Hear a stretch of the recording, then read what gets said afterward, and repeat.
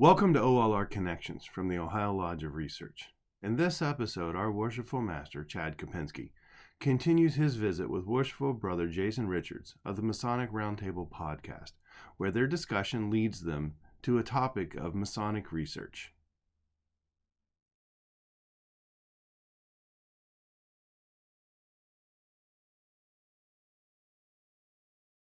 I will tell anybody who listens that I am not an esoteric Mason.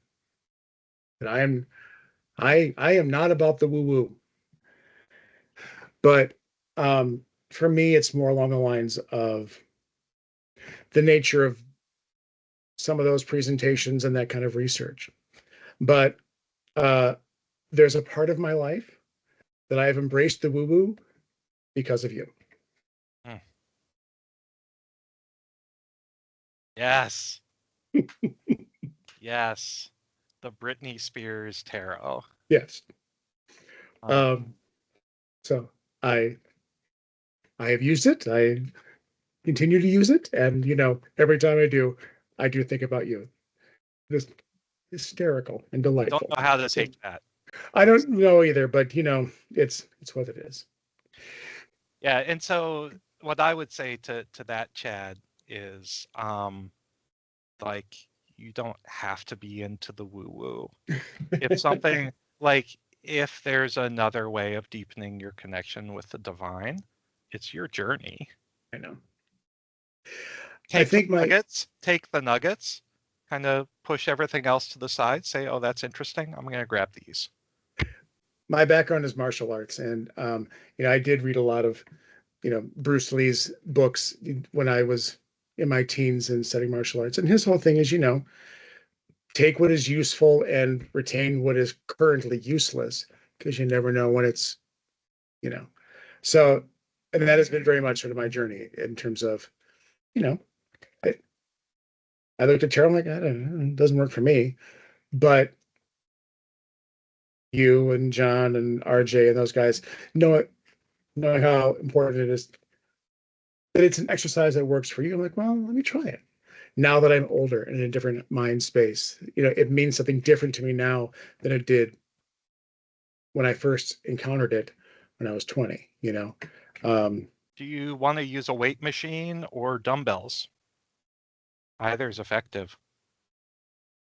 When I was 20, I wanted the free weights so I could, because that's what I knew, and that's how you impress the chicks, right? Now that I'm 52, give me that little Nordic track, thing, and go from there. My issue with, I guess, for lack of a better word, those esoteric presentations, and it maybe is my own little bias, is that in some ways, to me, I don't know how much it feels like Masonic research, because it feels to me a lot like, I'm going to paint with a broad brush. Do it. Somebody has studied Jeet Kune Do by Bruce Lee, and that's in their head.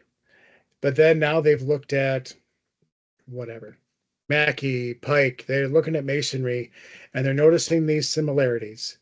So therefore, there must be a connection between Jeet Kune Do and Freemasonry. And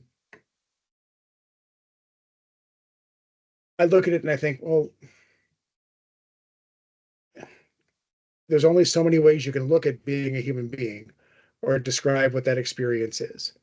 So yeah, you're going to see some things in Jeet Kune Do and you're going to see some things in Masonry. It doesn't mean that they are directly related, or that they absolutely inform each other. So, when people do talk about tarot and Kabbalah and Templarism and that kind of thing, I'm like, and maybe that's my own bias, but I think there's a good question in there on how do you differentiate correlation from causation, right? Like there's, hey, these archetypes are similar. And there's, hey, this archetype is the way it is because it got it from this archetype. That's I think that gets to the crux of your question about, hey, I saw Hiram Abiff in my slice of pizza, and so pizza has, a, an undeniable linkage to Masonry and how it is. I am, of course, reducing it down to the level of. Oh, totally, absolutely. So I am writing a new presentation. Awesome. I am pinch hitting for another brother who can't make it. Pinch hitting a presentation in Joe's Lodge in 2 weeks. And I am doing my presentation on the occult philosophy of Heinrich Cornelius Agrippa and how it relates to Freemasonry. And that is exactly what you're talking about. The difference is I am drawing parallels and correlations without forcing causality. Because when you try to force causality, it's a way to feed the ego and back up your research. Right. There are, you can only truly suggest a high probability of causality when you measure something empirically. And there's very little in esoterics that you can measure. That's why, tens of millions of near-death experiences, that becomes a data set that you can actually right. But otherwise, it's individual. And how do you empirically measure an individual experience that might be different for anybody else? And I think sometimes we fall into this trap of, hey, I'm making these connections, but I'm afraid that people might say they're garbage. So I need to enforce these connections as related and say, no. These aren't just related. They are linked in a way where one caused the other. And that feeds your ego. And that shelters you supposedly from criticism. It has legitimacy. Justifies more, right? Yes, and it gives legitimacy and superiority to your own personal viewpoint. It's a very warm, comfortable place to be. With that kind of thing, how do you critique that? You can't call that out as bad research necessarily, right? If I'm saying that, if I'm saying that the history of Mountain Dew is inspired and connected to, Freemasonry, and I draw whatever parallels that I have, I can't. It's an opinion. I'm saying, hey, look at these neat connections. It's experiential research vice anecdotal research. Or sorry, experiential/anecdotal research vice empirical research. One of the arguments that we're having in this Lodge of Research is what qualifies, right? If I do write a paper that says that Mountain Dew is, intrinsically linked to Freemasonry because of, my own experience with Mountain Dew, is that research, or do I need to be doing something where I have all the empirical stuff? Sorry. So, again, historian, I love this stuff, right? Right. What are your sources? And can I interrogate your sources and arrive at a similar conclusion? Okay. So, experiential and anecdotal research, that's one singular data point that can neither be tested nor proven/disproven, generally speaking, right? Painting a broad brush. Empirical research are a bunch of different data points, and then an empirical statistical analysis that gives you a high degree of probability or likelihood that things are related, but is, statistically never proves that something is 100% correlation or a causal relationship.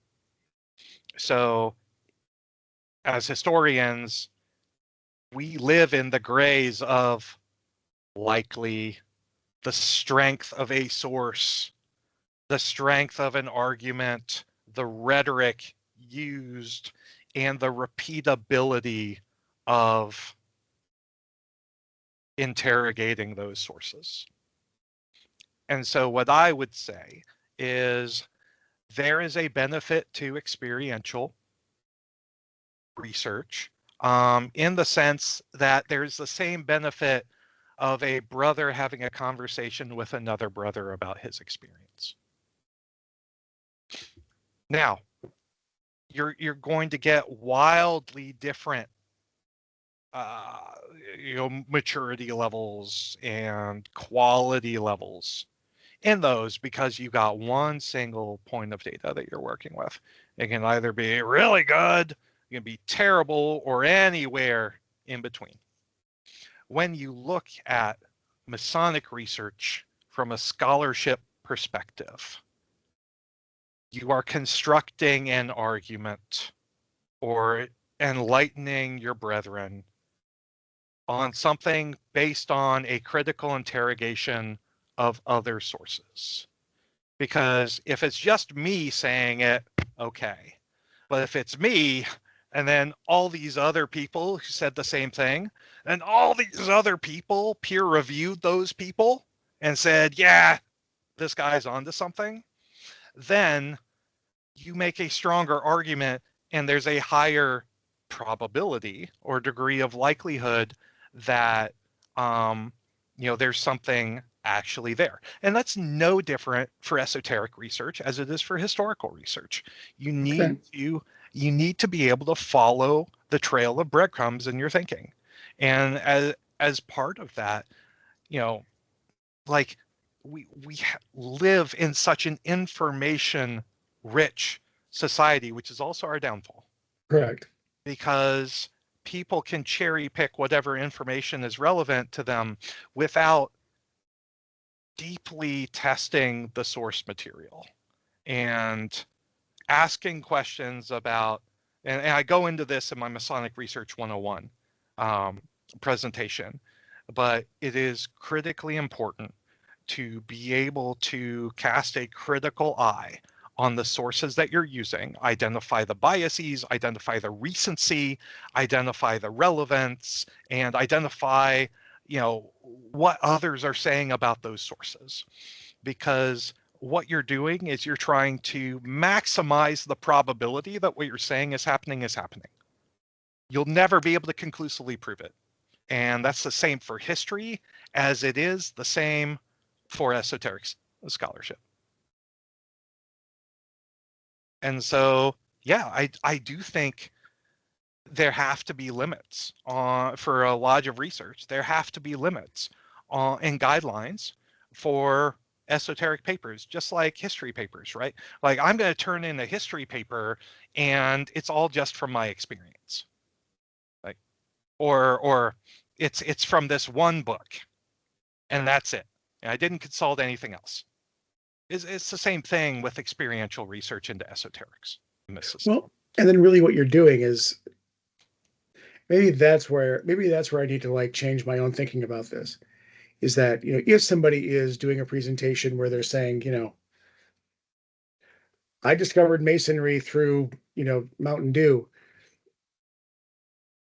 that really what they're giving me is they're giving me an allegory. They're giving me a different lens to look at Masonry so that I can hopefully see a different facet or a different color instead of saying, out the breadcrumbs, take those breadcrumbs, and that helps you achieve the art of Masonry, which is becoming a better man.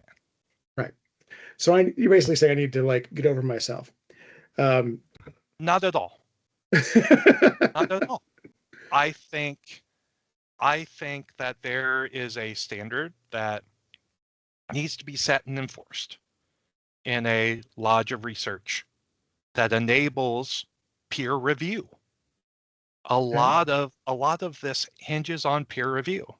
And if your peers cannot go to your source material, interrogate it for themselves, and come up with a similar conclusion, then your research, it doesn't hold weight.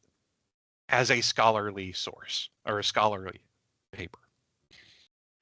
My struggle with Masonry now is I come from a Jesuit background, and I came from a Catholic background, so I came to college with a ridiculous amount of certainty. This is the way the world works. This is my place in it. This is, this is it. Moving It's to my Ohio. box. I want to be in my box. Well, the box is safe and the box is really comfy because Yeah. I know where stuff is. Mm-hmm. Moving to Ohio, and I mean, you've heard me talk about this, was thoroughly destructive to every part of my being, psychologically, spiritually, whatever. Freemasonry helped me build that back up. And what replaced certainty was wonder, was recognizing that, like, man, I don't know squat. And well, I think I know some things, but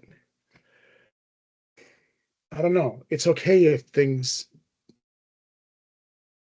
don't perfectly make sense, and if I don't have agency over it, and if I don't know every single detail.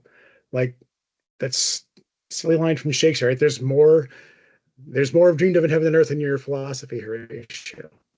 And that I don't always have to be right. I don't have to be the smartest person in the room. In fact, I shouldn't even be keeping score on that stuff. I should just be open and listen and experience and love, and it's okay if I change my mind. And Isn't it comforting to begin to know what you don't know instead of just not even knowing what you don't know? right. The line that I use, I stole from Excalibur, the movie from the 80s, which has far more influence on my life than I like to say, is they talk about being asleep in the arms of the dragon, right? There's all kinds of weird stuff around me. I mean, it could be a threat, but I know who I am. I know I'll be okay with what I don't know. And I'm comforted in that I can be someplace uncomfortable, and I don't know. I have the tools. I can sleep here in the arms of the dragon and be totally fine. Um, who knows where that dragon's going to lead me? But again, your journey, looking at the everything behind you, it did that bookshelf behind you. Sure. Did that did that did that satiate you? Like, were you able to get to a place of I'm confident, or was it more like, or was it feeding that hunger? The more you read, the more you looked at, it's like I I need more. The more I became uncomfortable and pushed myself to be uncomfortable, I think the better I felt. I'll be honest, you have been among the most supportive of my own, like, falling ass backwards into historical research, which feeds me when I feel like giving up, because I really don't know what the hell that I'm doing. But the looking into my good buddy Shearer, I have found that I just have to document the amount of notes I have and links that I have. I don't even know all that I have. But I'm finding now, as I'm starting to write that and make it out of, like, take it out of, like, Chad speak into, like, human speak, I'm finding all these holes. Like, oh shit, you know what? I don't know about this, or oh, I need to know more about this. And I got to tell you, this is hard because it's just as soon as I think that I have any level of certainty, any level of, like, oh, I got that, I realize that there's actually a hole there, or oh wait, no, I don't have this in the right place, or oh wait, I missed that. Like, it feels like it never ends.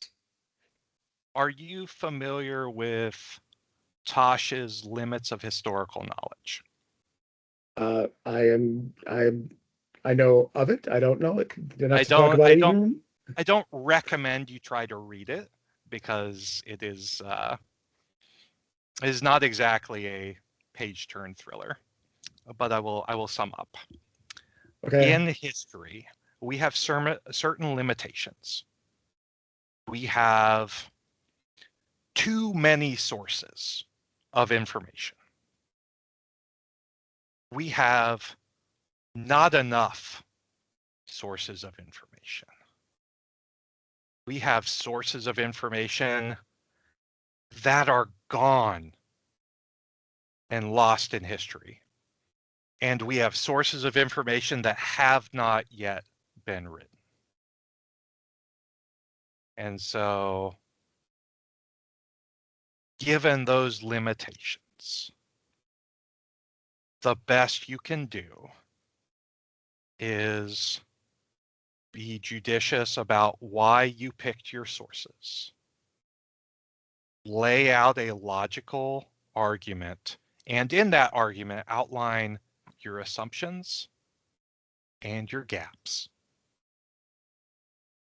Like acknowledging your gaps on an issue or acknowledging lack of source material or resources on an issue, it has the opposite effect of what most people think about.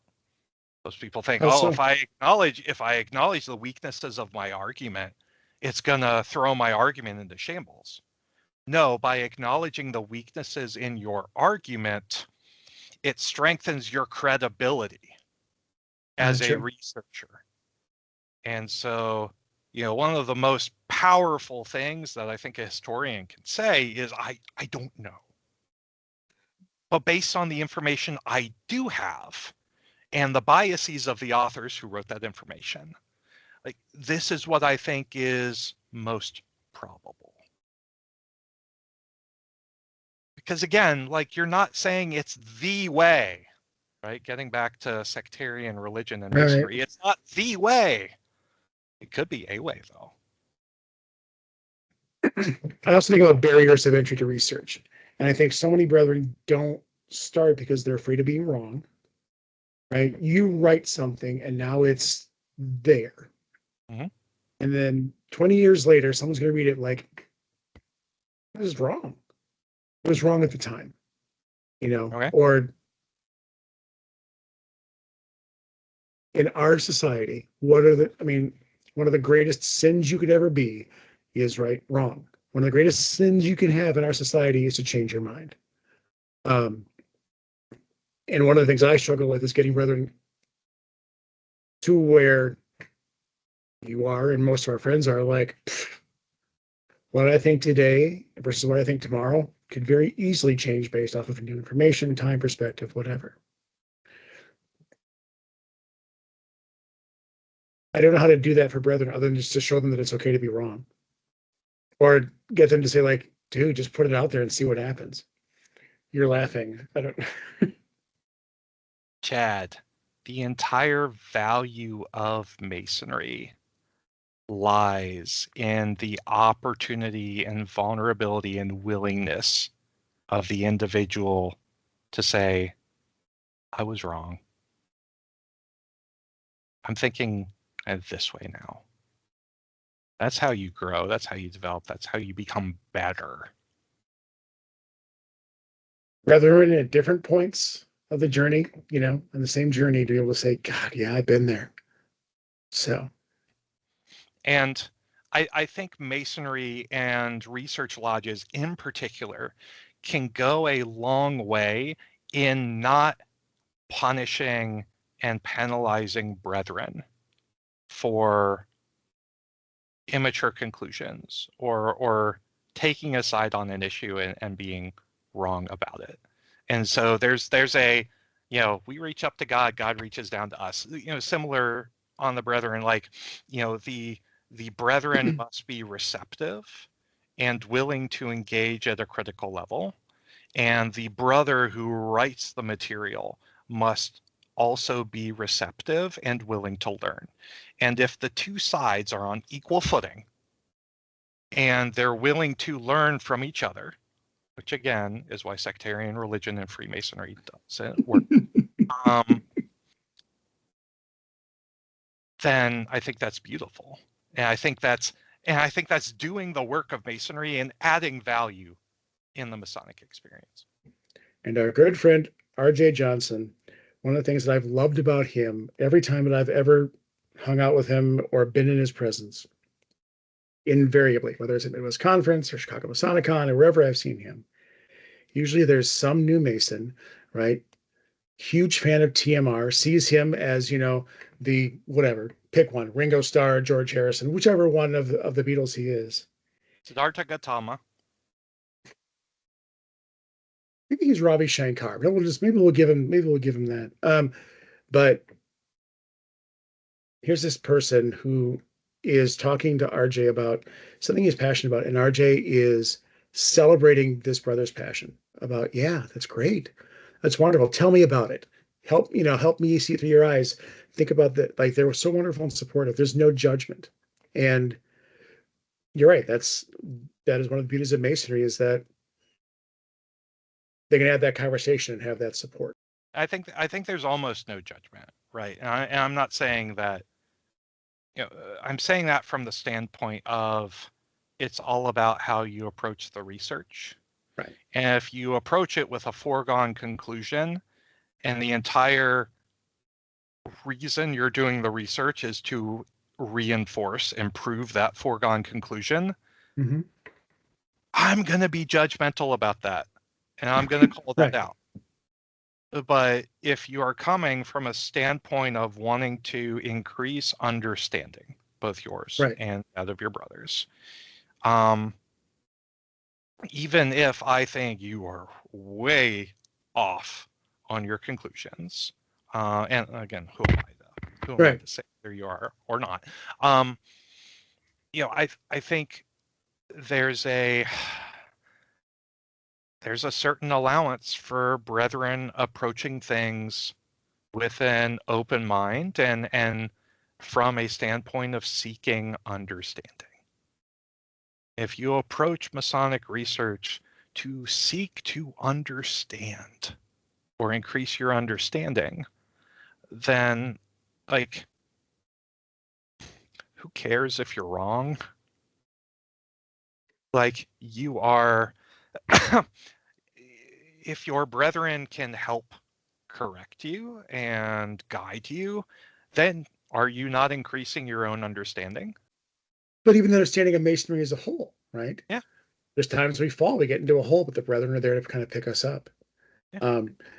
For me, coming from an improv background, there's sometimes you have to go down a wrong path, or just an idea that's this is just not working, because the next time you do it, like, oh, you've learned so much, so much along the way. I don't go into a piece of research trying to do an exhaustive review of every single source that's out there. At some point, it needs to be good enough. Yeah. Because I'm not striving for perfection, because you can't strive for perfection. No. It's not the one way. A way is okay. And so, my goal is to get to good enough. I just wrote a paper on Agrippa's occult philosophy as it relates to minerals and metals. Okay. And which I am repurposing and expanding for Joe's Lodge. Joe's Lodge, yeah. But I didn't have time to read every single book that's out there on Heinrich Cornelius Agrippa, right? And so the best I could do is read a couple biographical sources that are peer-reviewed and well-received.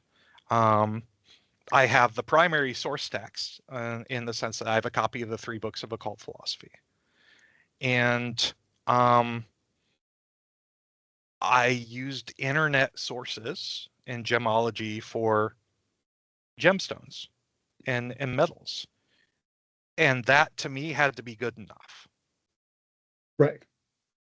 And so I could have done something exhaustive, but I never would have finished. I Right. never would have gotten it done. I never would have delivered something to my brothers. And what would have 7 sources all telling you the same thing, given you that the 1 or 2 that you have, you know. Yeah. And so I Um, think there's a misconception about research that like it's got to be perfect for it to be presentable. And that is so not the case. There's a level of good enough and good enough understanding that that's a snapshot in time, and the history may very well change. I mentioned that we are thinking about ritual all wrong when we think about perfect as an adjective. That we should think about it as perfect as a verb. It's never going to be it's never going to be right, but it's that process of reflection, improvement, execution, feedback, revision, all that kind of thing. That's the focus, is the perfecting of it, not making it perfect. And you just said that much better than I did in terms of research. It's not going to be perfect, but that process of perfecting your process or perfecting what's out there, that's how you do that. So why Masonic education and why Masonic research? Yeah, because it makes our world more beautiful. And it achieves the value proposition that Masonry. It's all connected, man. It's not the way, but it's a way A way to produce that value. Absolutely.